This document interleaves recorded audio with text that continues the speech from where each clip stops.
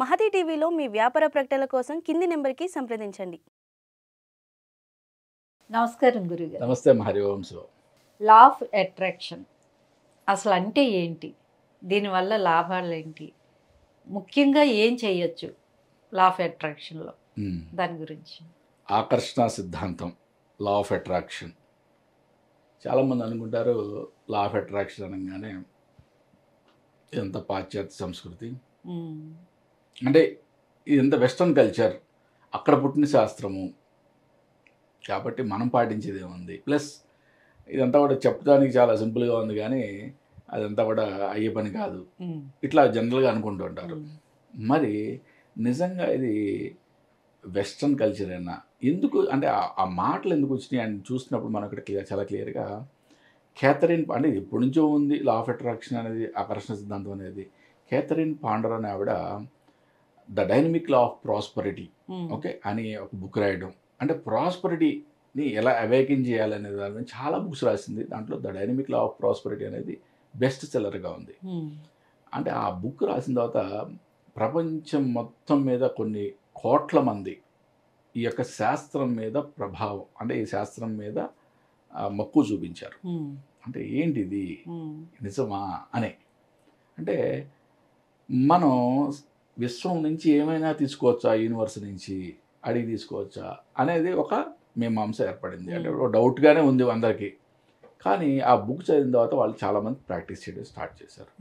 మరి రియల్గా వెస్ట్రన్ కల్చరా అని చూసినప్పుడు ఒకటి, కురుక్షేత్ర యుద్ధం జరుగుతుంది, అర్జునుడు పడిపోయాడు, కుంగిపోయాడు, పడిపోవడం కాదు కుంగిపోయాడు. దేనికి? ధనుర్బాణ కింద పడేసి నా మామను చంపాలా, నా అత్తను చంపాలా, నా తాతను చంపాలా, ఇదేంది గోలా అని చెప్పి పాపం చాలా దుఃఖితుడై కూలబడిపోయాడు. స్వామి చాలా క్లియర్గా చెప్పాడు, సత్వానురూప సర్వస్య శ్రద్ధా భవతి భారత, శ్రద్ధామయోయం పురుషోయో య స ఏవ సహా అని స్వామి చెప్పారు.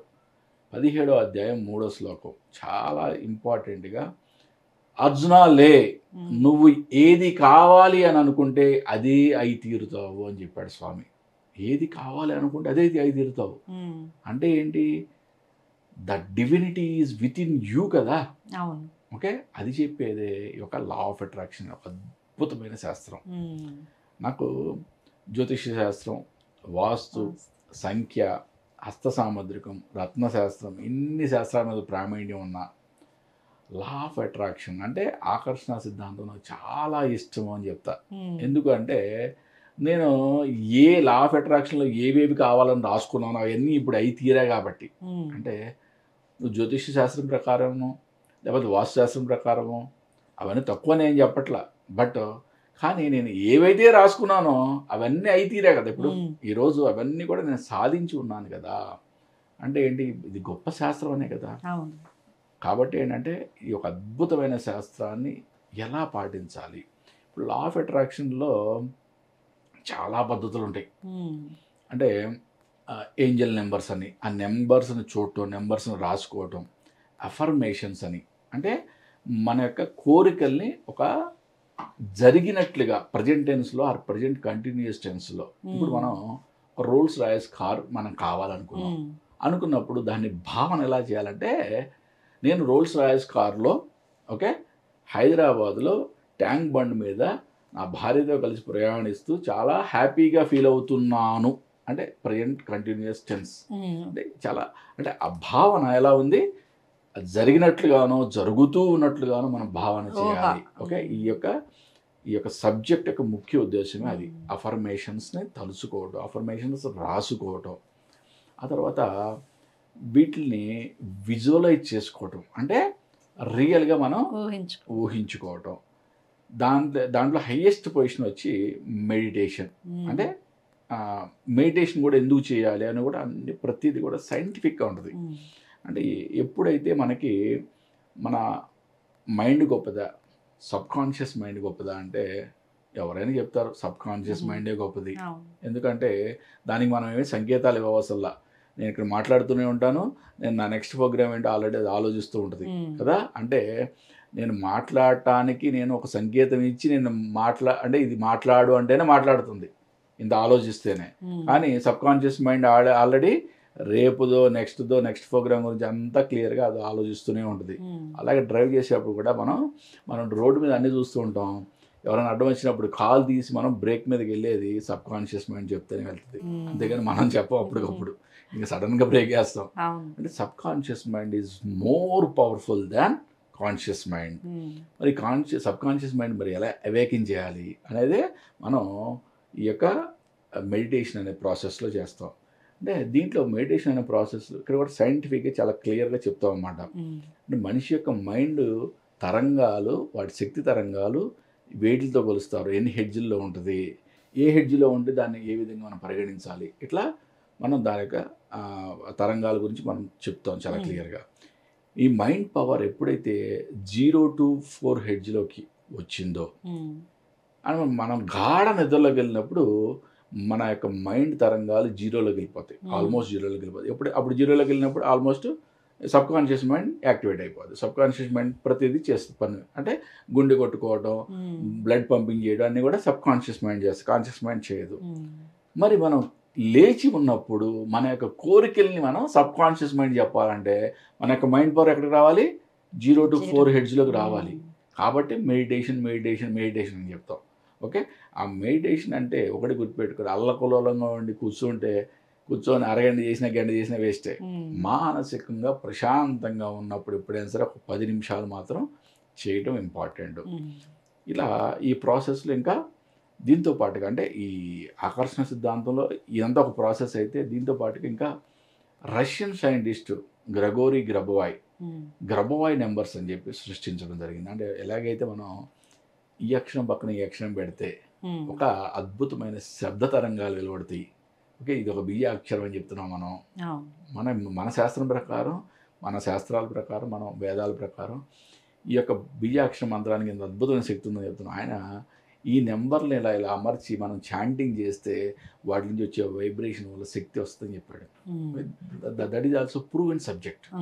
అలాగే స్విచ్ వర్డ్స్ అనే ఒక సబ్జెక్టు, ఇవన్నీ కూడా ఈ యొక్క లా ఆఫ్ అట్రాక్షన్లో చాలా ఇంపార్టెంట్ కీ రోల్ ప్లే చేస్తాయి.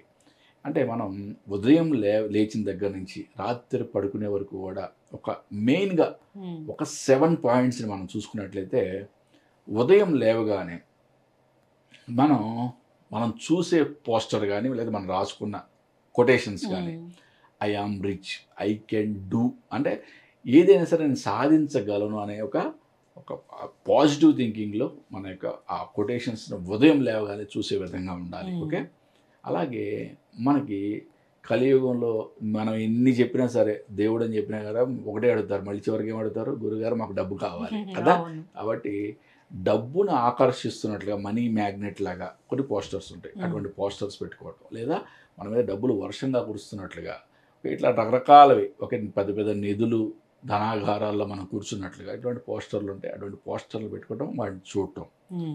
దాని తర్వాత పాజిటివ్ యాటిట్యూడ్ ఉండటం. అంటే ఐ కెన్ డూ అని చెప్పే కదా, ఒకటి మీకు మైండ్ ఇది నువ్వు చేయలేవు అని చెప్పినా కూడా ఓకే, పాజిటివ్ యాటిట్యూడ్లో అప్రోచ్ ఉండటం అనేది చాలా ఇంపార్టెంట్.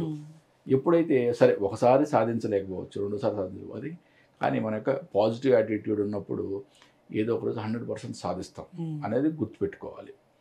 తర్వాత గ్రాటిట్యూడ్ అంటే మనం కృతజ్ఞతా భావం చూపించటం.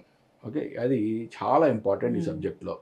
కృతజ్ఞతా భావం లేకపోతే, అంటే ఇది కలెక్టివ్ ఎనర్జీ అంటాం యూనివర్సల్ పవర్ని. యూనివర్సల్ పవర్ని కలెక్టివ్ ఎనర్జీలో మనం కృతజ్ఞతా భావం చూపించకపోతే అటు నుంచి మనకి రెస్పాన్స్ రాదు. అంటే ఆ భావన మనం ఎప్పుడైతే మనం ఉన్నామో అది చాలా ఇంపార్టెంట్. దాని తర్వాత మనలో మనం చూసుకోవడం, సెల్ఫ్ అసెస్మెంట్, అంతర్ముఖులు అవ్వటం, ఆత్మ విమర్శ చేసుకోవడం, this is very very very very important. ఇది అంటే ఒకటి సింపుల్గా మనం సాయంత్రం కూర్చున్నాం, ఒక 5 నిమిషాలు ధ్యానంలో కూర్చున్నాం, లేదా కళ్ళు మూసుకొని కూర్చున్నాం. ఒకసారి మనం ఏమేం చేసాం పొద్దున్న నుంచి, పలానా టైంకి పలానా వాళ్ళు వచ్చారు, షూటింగ్ చేసుకున్నారు, ఆ తర్వాత ఇంటికి వెళ్ళిన తర్వాత నా భార్య భోజనం వడ్డిస్తుంది, నా భార్యని చికాకు పడ్డాను అనగానే మనసు చివుక్కుమంది. అంటే ఏంటి, నువ్వు తప్పు చేసినట్టు గుర్తు. కానీ నీ మనసు ఏం చెప్తుంది, తను ఆ మాట అంది కాబట్టి నేను చికాకు పడ్డాను అని చెప్తుంది. కానీ నీ మనసు ఎప్పుడైతే చివుక్కుమందో నువ్వు తప్పు చేసావు, నువ్వు అంగీకరించాలి ఇమీడియట్గా. నువ్వు అంగీకరించావా 50% అయిపోయింది. ఎప్పుడైతే నువ్వు దానికి ప్రాయశ్చిత్తం చేసుకున్నావో 100% నువ్వు you are free from the sin. కానీ అలా కాకుండా ఒక గర్వంతోనో మదంతోనో నేనే గొప్ప అనో లేకపోతే నేను చేసిన తప్పే కాదు అనుకున్నావు, నువ్వు ఈ సబ్జెక్టే కాదు ఏ సబ్జెక్ట్లో కూడా నువ్వు పాస్ అవ్వడం కష్టం. ఓకే, అంటే మనం అంతర్ముఖులు అవ్వడం, ఆత్మవిమర్శ చేసుకోవడం చాలా ఇంపార్టెంట్. అలాగే మేనిఫెస్టేషన్ అంటే మనం చెప్పే కదా, ఒక అఫర్మేషన్ని మనం ఒక ఊహారూపంలో ఒక పాజిటివ్ అంటే present tense or present continuous టెన్స్లో మనం దాన్ని రిపీటెడ్గా అనుకోవటం, రిపీటెడ్గా మన యొక్క మైండ్కి పంపించటం. దాని తర్వాత విజువలైజేషన్, అన్నిటికన్నా ఇంపార్టెంట్ ఇది విజువలైజేషన్. అంటే మనం పలానా కారు అనుకున్నప్పుడు ఆ కారులో ఆ కారు యొక్క లోగో కనపడాలి, ఆ కలర్ కనపడాలి, మనకి దాంట్లో కూర్చున్నట్టు కనపడాలి. ఆ విధంగా మనం భావన చేసుకున్నట్లయితే అంటే ఒకటి లా ఆఫ్ అట్రాక్షన్ ఏం చెప్తావంటే, ఇవాళ నువ్వు ఒక BMW కారు గురించి నువ్వు ఊహించుకున్నావు ఒక పాజిటివ్గా. అంటే ఒకటే చెప్తున్నాను, అది రావడానికి నీకు 5 సంవత్సరాలు పట్టే ఉందనుకుందాం, కానీ దానికి సంబంధించిన బోల్ట్ నట్లు తయారు చేయడానికి సంబంధించిన ఐరన్ ఓర్ ఇవాళ తవ్వడం స్టార్ట్ అవుతుంది. గుర్తుపెట్టుకోండి, అంటే that is the greatness of law of attraction. అంటే మనిషి తన యొక్క శక్తిని బయటకి తీయటం. ఓకే, దీనికి అద్భుతమైన ఉదాహరణే రామావతారం. మానవుడిగా అంటే సామాన్యమైన మానవుడిగా అని చెప్పి ఊరికే అనకూడదు, సామాన్యమైన మానవుడిగా పుట్టి భగవంతుడిగా ఎలా పూజలు అందుకుంటున్నాడో రామావతారం, ధర్మాన్ని పట్టుకుంటే ఎలా పూజలు అందుకుంటున్నాడో మనం రామావతారం చూస్తే మనకు తెలిసిపోద్ది. ఆయన సామాన్య మానవుడిగా పుడితేనే రావణాసుడు యొక్క వధ జరుగుద్ది, అంతేగాని ఆయన యొక్క నారాయణ అంటే విష్ణు యొక్క అంశతో పుడితే రావణాసుని యొక్క వధ జరగదు. కాబట్టి రామాయణంలో రాముడి యొక్క కథ ఎంత గొప్పదో, అంటే తనలో ఉన్న దైవత్వాన్ని ఎలా మెలుకొల్పాడో దాన్నే లా ఆఫ్ అట్రాక్షన్లో మెయిన్ భూమిక అని చెప్పొచ్చు మనం. చాలా బాగా చెప్పారు గురువు గారు. అసలు లా ఆఫ్ అట్రాక్షన్ గురించి ఇప్పటి వరకు అయితే మేము వినలేదు. చాలా చాలా బాగా అంటే ఈ సబ్జెక్ట్ని చాలామంది ఏంటంటే ఒకే సైడ్ ఆఫ్, అంటే ఇప్పుడు ప్రతి కాయిన్కి 2 సైడ్స్ ఉంటాయి, 1 సైడ్ ఆఫ్ ద కాయిన్ మాత్రమే చూపిస్తున్నారు. అంటే ఇది కంప్లీట్గా వెస్ట్రన్ కల్చర్ అన్నట్లుగా తీసుకుపోతున్నారు. ఒకటే గుర్తుపెట్టుకోండి, ఈ ప్రపంచంలో ఏది ఉన్నా దానికి మూలం మళ్ళీ మన హిందూ దేశమే, మన భారతదేశమే అయి ఉంటుంది. అది కూడా మన యొక్క భగవద్గీత, భాగవతం, రామాయణంలోనే ఉంటాయి ఈ మూలాలన్నీ కూడా, అంతేగాని ఇంకెక్కడ ఉండవు. చాలా మంచి విషయాలు చెప్పారు గురుగారు. నమస్కారం. నమస్తే నాన్న. హరి ఓం శివ.